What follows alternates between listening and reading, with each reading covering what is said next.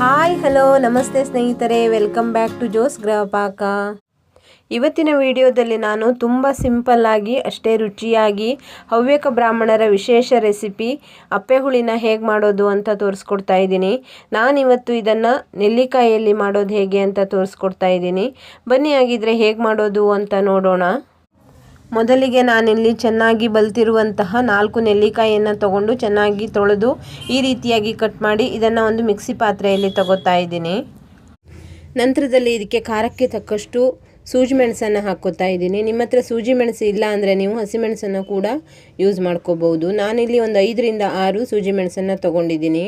ಹಾಗೆಯೇ 1 ಚಮಚ ಆಗುವಷ್ಟು ಸಕ್ಕರೆಯನ್ನು ಹಾಕ್ಕೊಂಡಿದ್ದೀನಿ. ಹಾಗೆ ರುಚಿಗೆ ತಕ್ಕಷ್ಟು ಉಪ್ಪನ್ನು ಹಾಕ್ಕೊಂಡು ಪರಿಮಳಕ್ಕೆ 1 ಹಸಿಮೆಣಸಿನಕಾಯನ್ನು ಹಾಕ್ಕೊಂಡು ಸ್ವಲ್ಪ ನೀರನ್ನು ಹಾಕ್ಕೊಂಡು ಇದನ್ನು ನುಣ್ಣಗೆ ರುಬ್ಬಿಟ್ಕೊಂಡಿದ್ದೀನಿ. ನೋಡಿ, ಇವಾಗ ಇದನ್ನು ಒಂದು ಬೌಲಿಗೆ ಹಾಕ್ಕೋತಾ ಇದ್ದೀನಿ. ನಂತರದಲ್ಲಿ ನಿಮಗೆ ಎಷ್ಟು ಬೇಕು ಅಷ್ಟು ನೀರನ್ನು ಸೇರಿಸ್ಕೊಂಡು ಒಂದು ಸಲ ಚೆನ್ನಾಗಿ ಮಿಕ್ಸ್ ಮಾಡ್ಕೋಬೇಕು. ನಾನಿಲ್ಲಿ ಒಂದು 4 ಜನರಿಗೆ ಮಾಡ್ತಾ ಇರೋದ್ರಿಂದ ಸ್ವಲ್ಪ ಜಾಸ್ತಿ ಮಾಡ್ಕೊಂಡಿದ್ದೀನಿ. ನಂತರದಲ್ಲಿ ಇದಕ್ಕೆ ಒಂದು ಅರ್ಧ ಚಮಚ ಆಗುವಷ್ಟು ಜೀರಿಗೆ ಪುಡಿಯನ್ನು ಹಾಕ್ಕೊಂಡಿದ್ದೀನಿ. ಒಂದು 1/4 ಚಮಚ ಆಗುವಷ್ಟು ಕಾಳುಮೆಣಸಿನ ಪುಡಿಯನ್ನು ಹಾಕ್ಕೊಂಡು ಚೆನ್ನಾಗಿ ಮಿಕ್ಸ್ ಮಾಡಿ ಇಟ್ಕೊಂಡಿದ್ದೀನಿ.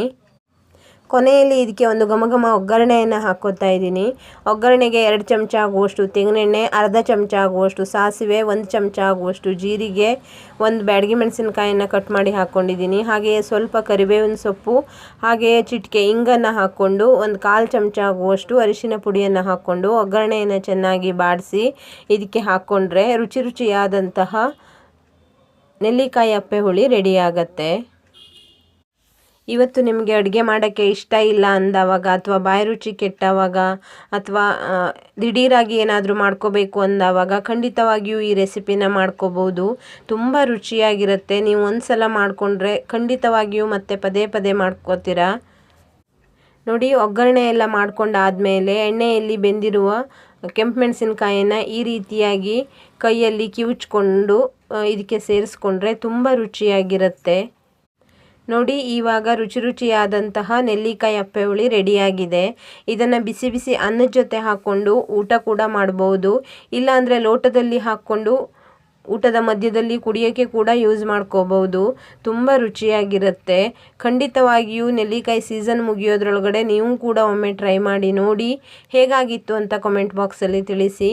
ಹಾಗೆಯೇ ನನ್ನ ಇವತ್ತಿನ ಈ ವಿಡಿಯೋ ನಿಮಗೆ ಇಷ್ಟವಾದರೆ ಲೈಕ್ ಮಾಡಿ, ಶೇರ್ ಮಾಡಿ, ಸಬ್ಸ್ಕ್ರೈಬ್ ಮಾಡಿ. ಹಾಗೆಯೇ ನನ್ನ ಚಾನೆಲ್ನ ಯಾರಾದರೂ ಸಬ್ಸ್ಕ್ರೈಬ್ ಮಾಡದೆ ನೋಡ್ತಾ ಇದ್ದರೆ ದಯವಿಟ್ಟು ಸಬ್ಸ್ಕ್ರೈಬ್ ಮಾಡ್ಕೊಳ್ಳಿ. ಇನ್ನೊಂದು ರುಚಿಯಾದ ಹೊಸ ಅಡುಗೆಯೊಂದಿಗೆ ಮತ್ತೆ ಸಿಗ್ತೀನಿ. Thank you.